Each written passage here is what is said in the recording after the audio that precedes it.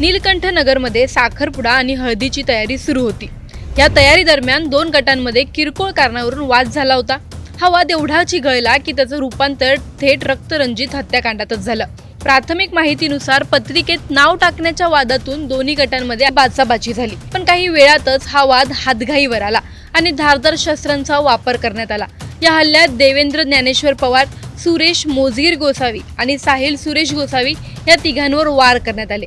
तिघांची स्थिती गंभीर असल्याने त्यांना उपचारासाठी तातडीने रुग्णालयात हलवण्यात आलं आहे। मात्र उपचारादरम्यान तिन्ही जणांचा मृत्यू झाल्याची धक्कादायक माहिती समोर येते। तर पंकज अशोक गिर, सुरेश सुपुडीगर आणि सागर गोसावी हे तिघे जखमी झाले असून त्यांच्यावर ग्रामीण रुग्णालयात उपचार सुरू आहेत। यापैकी एक जण गंभीर जखमी असल्याने त्याला जिल्हा रुग्णालयात हलवण्यात आले आहे। दरम्यान मृतांच्या नातेवाईकांचा आरोप आहे की या हल्ल्याची धमकी आधीच व्हॉट्सअप स्टेटसवरून दिली होती, म्हणजेच हा हल्ला पूर्वनियोजित असण्याची शक्यता नातेवाईकांनी व्यक्त केली आहे। इथं पिंपळनेर इथं घोडेमाल इथं माझ्या भाषाची मुलीचं लग्न होता। विजू गोसावी त्याची मुलीचं लग्न होता। त्यांनी पत्रिका दिली। मुलगी पिंपळनेरची मुलगी सोनगडला दिलेली आहे। तर सोनगडला दिलेली आहे तर सोनगडवाल्यांचे जरा वागणूक, त्यांचे जे ना राहणीमान सर्व आहे ना, ते लोकांना कोणाला बी भांडतात।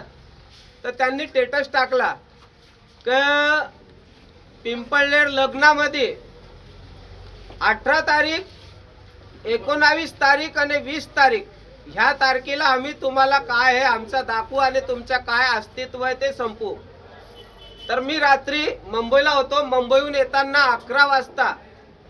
11 वाजता पिंपळनेर इथं माझ्या भाषाकडे गेलो। म्हटलं भाऊ, हे लोक असे स्टेटस टाकताय, तर स्टेटस टाकताय म्हटलं तर तुझ्या घरात लग्न आहे म्हटलं तर लग्नात भांडण व्हायला नको म्हटलं तर तू तिथला नवरदेव आहे त्यांना सांगून काही समजून दे ग, जेणेकरून भांडणं होणार नाही।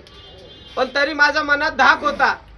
माझ्या मनात धाक असताना म्हणे मामा म्हणे तसं काय होणार नाही, तुम्ही या बिंदास म्हणे, आज साखरपुडा आहे म्हणे, रात्री हळदी आणि उद्याचं लग्न आहे म्हणे, तुम्ही यात म्हटलं बघा। तरी मी जयू अण्णाला सोबत घेतला। जयू अण्णाला साखरीहून निघताना, साखरपुड्याला निघताना जयू अण्णाला सोबत घेतला आणि साखरी पिंपळनेर पोलीस स्टेशनला गेलो की जेणेकरून माझ्या मनात धाक होता की भांडणं होतील।